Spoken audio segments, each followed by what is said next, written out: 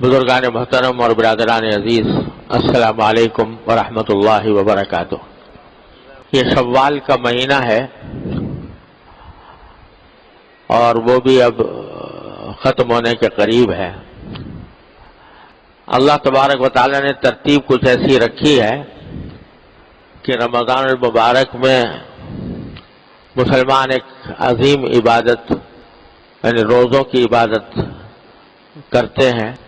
اس کے بعد جو تقریباً 2.5 مہینے ہیں، شوال، ذوالقعدہ اور ذوالحجہ، یہ اللہ تبارک و تعالیٰ نے حج کے مہینے قرار دیے ہیں۔ چنانچہ قرآن کریم میں فرمایا الحج اشہر معلومات، یعنی حج کچھ متعین مہینوں کا مہینے ہیں، حج کے کچھ متعین مہینے ہیں۔ اور اس آیت کی تفسیر میں حضور نبی کریم سرور دو عالم صلی اللہ علیہ وسلم نے ارشاد فرمایا کہ وہ مہینے جو متعین ہیں وہ شوال ہے، ذوالقعدہ ہے اور ذوالحجہ ہے۔ اگرچہ حج شوال میں اور ذوالقعدہ میں ادا نہیں کیا جاتا، بلکہ ذوالحجہ کے کچھ ایام ہیں جن میں ادا کیا جاتا ہے، لیکن ان مہینوں کو یعنی شوال اور ذوالقعدہ کے مہینوں کو جو حج کے مہینے کہا جاتا ہے وہ اس لیے کہ اگر کوئی چاہے تو شوال کے مہینے ہی سے احرام باندھ کر جا سکتا ہے، اور یہ بھی ہو سکتا ہے کہ شوال کے مہینے سے احرام باندھے اور حج ذوالحجہ تک احرام باندھے رہے، قران یا افراد کرے، اور یہ بھی ہو سکتا ہے کہ شوال کے مہینے میں جا کر عمرہ کر لے، عمرہ کر کے حلال ہو جائے، احرام کھول دے، اور اس کے بعد پھر جب حج کے ایام آئے تو دوبارہ احرام باندھ لے۔ بہرحال اس وجہ سے ان مہینوں کو حج کا مہینہ کہا جاتا ہے۔ تو گویا ادھر روزے کی عبادت سے فراغت ہوئی تو فوراً حج کی عبادت کا سلسلہ شروع ہو گیا۔ تو اس حج کے بارے میں چند ضروری باتیں ہیں جو عرض کرنی ہیں۔ یہ تو ہر مسلمان کو معلوم ہے کہ جس شخص کے اندر استطاعت ہو حج کرنے کی، اس کے ذمہ حج فرض ہو جاتا ہے۔ چنانچہ قرآن کریم نے ارشاد فرمایا وَلِلَّهِ عَلَى النَّاسِ حِجُّ الْبَيْتِ مَنِ اسْتَطَاعَ إِلَيْهِ سَبِيلًا، کہ اللہ کے لیے تمام لوگوں پر واجب ہے، فرض ہے کہ وہ بیت اللہ کا حج کریں، لیکن ساتھ میں یہ قید لگا دی مَنِ اسْتَطَاعَ إِلَيْهِ سَبِيلًا، جو وہاں تک اس راستہ قطع کر کے وہاں تک پہنچنے کی استطاعت رکھتا ہو۔ اب استطاعت کا لفظ بڑا عام ہے، کوئی آدمی اگر ایسی جگہ رہتا ہے کہ پیدل جا سکتا ہے اور پیدل جانے کی استطاعت رکھتا ہے، اس پر بھی حج فرض ہے۔ کوئی آدمی ہے جس کے پاس اپنی کوئی سواری ہے اور اس پر جانے کی صلاحیت رکھتا ہے، استطاعت رکھتا ہے، اس پر بھی حج فرض ہے۔ کوئی دور رہتا ہے اور وہاں سے بیت اللہ شریف تک پہنچنے کے لیے اس کو خرچہ کرنا پڑتا ہے، تو اتنا خرچہ اس کے پاس موجود ہو کہ وہ جا کر حج کر سکے، اس پر بھی فرض ہے۔ اور فقہاء کرام نے فرمایا کہ استطاعت میں یہ بات بھی داخل ہے کہ یہ نہ ہو کہ ساری پونجی حج کے اوپر تو خرچ کر دی اور پیچھے بچے بھوکے مر رہے ہوں، ان کے کھانے پینے کا انتظام نہ ہو، یہ بھی شریعت نے اس کا حکم نہیں دیا۔ لہذا استطاعت میں یہ بھی داخل ہے کہ خود خرچہ بھی برداشت کر سکے اور پیچھے جن کو اہل و عیال کو چھوڑ کر جا رہا ہے ان کے کھانے پینے کا، ان کی ضروریات کا انتظام بھی موجود ہو، تو اس کے ذمے حج فرض ہو جاتا ہے۔ اب آج کل کے حساب سے وہ چونکہ حج جو ہے وہ ایک سرکاری انتظام میں کیا جاتا ہے یا کچھ پرائیویٹ تنظیمیں ہیں جو انتظام میں کرتی ہیں، مقدار ہے حج کے خرچے کی وہ معلوم ہے۔ مثلا بظاہر سب سے سستا جو یعنی کم سے کم خرچہ جو ہوتا ہے وہ سرکاری انتظام میں اگر کوئی حج کرتا ہے تو اس میں سب سے کم ہوتا ہے، اس کی ایک مقدار معلوم ہو جاتی ہے، پتہ چل جاتا ہے۔ تو اگر اتنے پیسے کسی کے پاس موجود ہوں، اور پیسے میں یہ بھی داخل ہے کہ اتنے مقدار کا اگر زیور موجود ہے کسی انسان کی ملکیت میں اور وہ اس کو بیچ کر اتنے پیسے حاصل کر سکتا ہے جس میں کہ حج کا خرچہ پورا ہو جائے، اس کے ذمہ بھی حج فرض ہے۔ یعنی نقد ہونا ہی ضروری نہیں ہے، بلکہ زیور کی شکل میں بھی اگر موجود ہے اور اس کو بیچ کر آدمی حج کر سکتا ہے تو اس کے ذمے بھی حج فرض ہے۔ تو پہلی بات تو یہ ہے کہ بہت سے لوگ یہ نہیں سمجھتے کہ حج کی فرضیت کب ہوتی ہے، یعنی پیسے ہیں لیکن دھیان نہیں جاتا کہ ہمارے پاس اتنے پیسے ہو گئے ہیں یا اتنا زیور ہو گیا ہے کہ اس کے بنیاد پر ہم حج کر سکیں، تو وہ اب اس خیال میں رہتے ہیں کہ نہیں جب ہوگا دیکھا جائے گا، لیکن ابھی فی الحال ہم نہیں کرتے۔ ایک تو یہ غلط فہمی دور کرنی چاہیے۔ دوسری بات یہ کہ بہت سے لوگ یہ سمجھتے ہیں کہ جب تک بچوں کی شادی نہیں ہو جائے گی اس وقت تک ہم حج نہیں کریں گے، یعنی بچوں کی شادی کے جو اپنی طرف سے اخراجات کا ایک تمار بنایا ہوا ہے کہ بچوں کی شادی اس وقت تک نہیں ہو سکتی جب تک کہ اتنے لاکھوں روپے موجود نہ ہوں، یہ اپنی طرف سے بنایا ہوا ہے۔ شریعت نے نکاح کے لیے کوئی بہت بڑی مقدار خرچے کی ضروری قرار نہیں دی، لہذا اگر کسی شخص کے پاس اتنی مقدار ہے کہ وہ حج کر سکتا ہو تو چاہے بچوں کی شادی ابھی نہ ہوئی ہو تب بھی اس کے ذمے حج فرض ہے، اور اگر وہ ٹلائے گا تو جتنا ٹلائے گا اتنا ہی گناہ گار ہوگا۔ لہذا اس فکر میں رہنا کہ پہلے بچوں کی شادی ہو جائے پھر کریں گے، بہت سے لوگ ہوتے ہیں بھائی ہمارا مکان نہیں ہے لہذا پہلے مکان بن جائے گا تب کریں گے، یہ سب غلط فہمیاں ہیں۔ اللہ تبارک و تعالیٰ کا فرض کیا ہوا ایک رکن ہے جس کو انجام دینا انسان کے ذمے فرض ہے، اور جو غیر ضروری چیزیں ہم نے اپنے سر لگا رکھی ہیں ان کا کوئی ضروری نہیں۔ بہت سے لوگ یہ سمجھتے ہیں کہ ابھی تو ہم جوان ہیں، جب ذرا بوڑھے ہو جائیں گے، کچھ ادھیڑ عمر تک پہنچ جائیں گے تو اس وقت جا کر حج کریں گے، یہ بھی شیطان کا دھوکہ ہے۔ بلکہ میں تو عرض کیا کرتا ہوں کہ حج در حقیقت عبادت ہی جوانی کی ہے۔ جوانی کے اندر آدمی حج کر لے تو الحمدللہ وہاں جا کر صحیح طریقے سے حج کے ارکان بھی ادا کر سکتا ہے، اس کے آداب بھی پورے کر سکتا ہے۔ لیکن اگر بوڑھا ہو گیا، قوا کمزور ہو گئے تو وہاں ذرا تھوڑی قوت کی ضرورت ہوتی ہے۔ حج کتنے ہی آدمی آرام سے کرے، کتنے خرچ کر کے کرے، لیکن وہ ایک مشقت والی عبادت ہے، اس میں کچھ نہ کچھ مشقت، بڑے سے بڑے مالدار کو بھی مشقتیں پیش آتی ہیں۔ تو اگر جوانی میں کرے گا تو اس کے اندر وہ قوت بھی ہوگی، جوش و خروش بھی ہوگا، اطمینان کے ساتھ کر سکے گا۔ بڑھاپے کا انتظار کرنا یہ محض حماقت، یہ کیا پتا ہے کہ آپ بڑھاپے تک زندہ بھی رہے گا کہ نہیں۔ یہ ساری باتیں جو ہمارے معاشرے کے اندر لوگوں کے دلوں میں بیٹھی ہوئی ہیں یہ بالکل غلط ہے، اور اس کی وجہ سے حج کو مؤخر کرنا ایک بہت بڑے فریضے سے غفلت کا مرادف ہے۔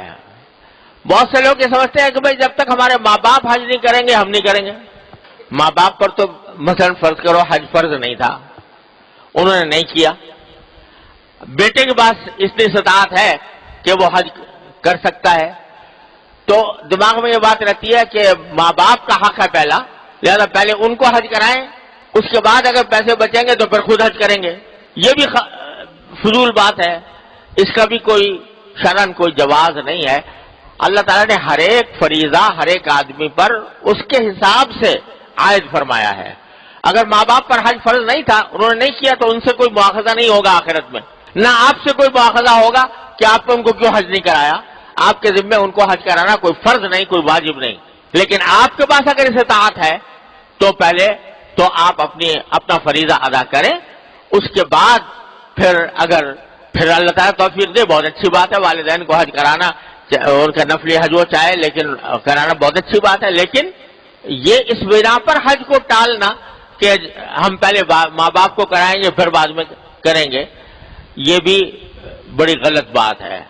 لہذا ہر ایک آدمی کو اپنا جائزہ لے کر دیکھنا چاہیے کہ وہ اگر اس کے ذمہ حج فرض ہو چکا ہے تو جلد از جلد حج کو ادا کرنے کی فکر کرے۔ آج کل جو سرکاری انتظام میں حج ہوتا ہے اس میں قرآن اندازی ہوتی ہے، تو قرآن اندازی میں نام آئے یا نہ آئے یہ تو اپنے اختیار سے باہر ہے، لیکن قرآن اندازی کے لیے نام پیش کر دینا یہ فرض ہے اس شخص کے ذمے جس کے ذمے حج فرض ہو چکا ہو۔ پھر فرض کرو اگر نام نہیں آیا تو انشاءاللہ اللہ تعالیٰ کیا معذور ہوگا، اگلے سال کوشش کر لے، لیکن اگر فرض کرو قرآن اندازی میں بھی نام نہ دیا تو اس کے معنی کہ فریضے سے غفلت اختیار کی، گناہگار ہوا. اور قرآن اندازی میں نام دینے کے بعد اگر فرض کرو نام نہ نکلا اور اس وجہ سے نہ جا سکا تو یہ بھی ضروری ہے کہ وہ وصیت لکھے کہ چونکہ میرے اوپر حج فرض ہو چکا ہے لیکن قرآن اندازی کے اندر میرا نام نہیں آیا، اس واسطے میں نہیں جا سکا، تو اگر حج کرنے سے پہلے میرا انتقال ہو جائے تو میرے ترکے سے حج بدل کرایا جائے. یہ اس کے ذمہ ضروری ہے کہ وہ اپنے یہ وصیت لکھ کے جائے. اور یہ بھی سمجھ لیجئے کہ اگر کوئی شخص یہ وصیت لکھ کے جائے گا کہ میں اگر مر جاؤں تو میرے ورثہ میری طرف سے حج بدل کرائیں، تو ورثہ پر بھی 1/3 مال کی حد تک تو واجب ہے. جتنا ترکہ چھوڑا ہے اگر اس کے 1/3 1/3 کے اندر اگر حج ہو سکتا ہو تو ان کے ذمہ واجب ہے کہ حج بدل کرائیں. لیکن اگر 1/3 میں حج نہ ہو سکتا ہو تو ان کے ذمہ فرض نہیں رہے گا، ان کے ذمہ واجب نہیں رہے گا، وہ چاہے تو کرائیں چاہے تو نہ کرائیں. تو اس لیے ہر انسان کو ہر وقت یہ فکر کرنی چاہیے، اپنی طرف سے اہتمام کرنا چاہیے کہ جو میری قدرت میں ہے وہ میں کام کر گزروں حج کی ادائیگی کے لیے. بعض لوگ سوچتے ہیں بھائی حج میں اتنا آج کل تو اچھا خاصے پیسے خرچ ہو، 3-4 لاکھ شاید ہو جاتے ہیں، تو اگر اتنا پیسے خرچ کر لیے تو بعد میں پتہ نہیں ہمارا کیا بنے گا. تو بھائی آج تک ہم نے کبھی دیکھا نہیں کہ کوئی شخص حج کرنے کی وجہ سے مفلس ہو گیا ہو. 1400 سال کی تاریخ میں ایسی کوئی مثال موجود نہیں ہے کہ حج کرنے کی وجہ سے کوئی آدمی مفلس ہو گیا ہو.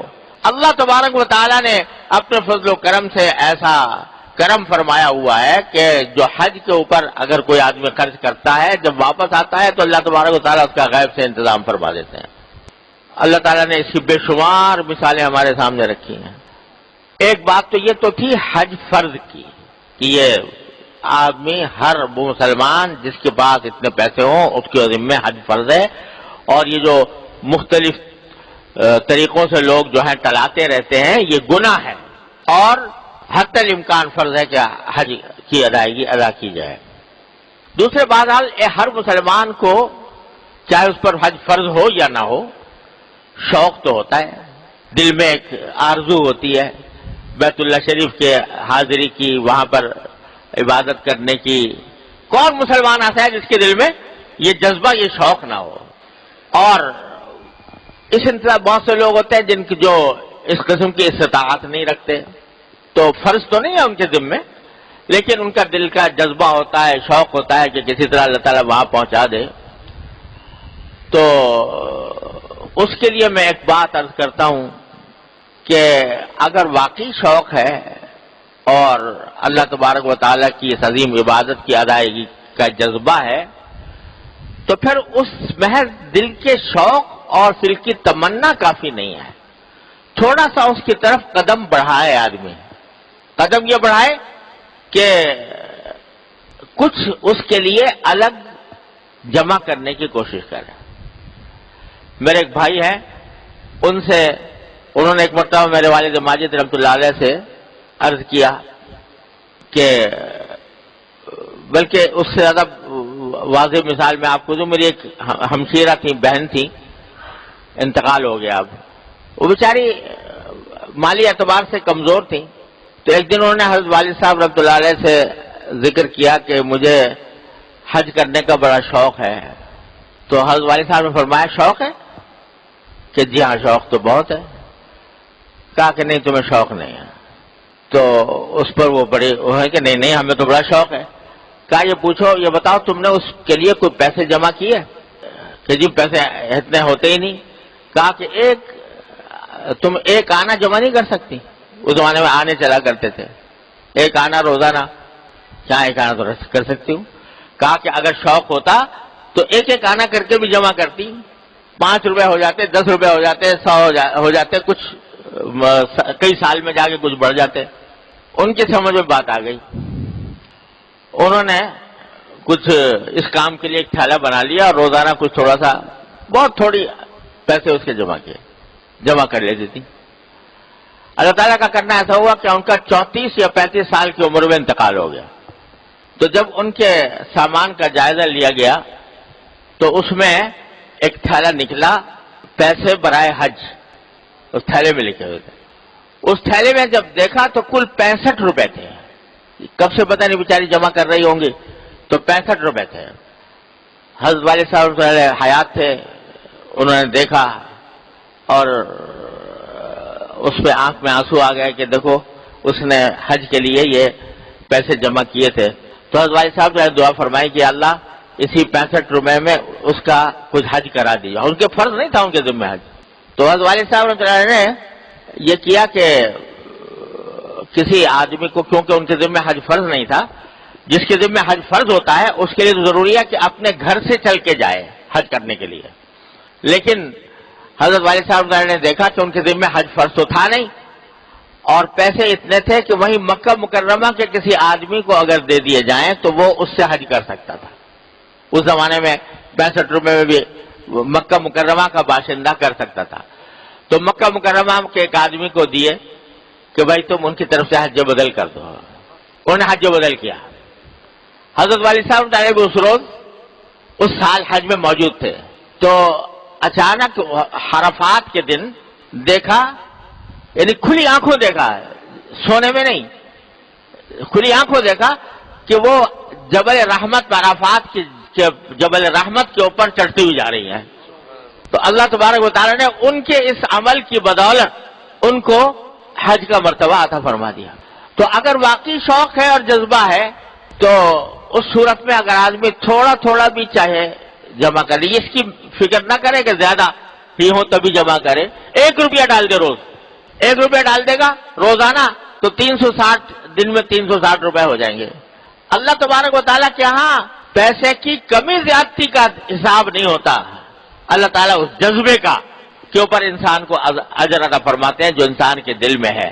لیکن وہ جذبہ کسی عملی شکل میں اس کا مظاہرہ ہونا چاہیے، اور وہ یہ ادنا ترین مظاہرہ یہ ہے. تو جن کے ذمہ فرض ہے وہ تو فوراً کوشش کریں کہ جتنا بھی ہو سکے وہ ادا کر دیں جلد از جلد. اور یہ فضول باتیں جو دل میں بٹھائی ہوئی ہیں کہ بوڑھا ہو کے کریں گے یا والدین کو پہلے کرائیں گے یا شادی پہلے کریں گے یا مکان پہلے بنائیں گے، یہ سب فضول باتیں ہیں. ان کو چھوڑ کر اللہ تعالیٰ کے نام پر اللہ تعالیٰ کا فریضہ ادا کیا جائے.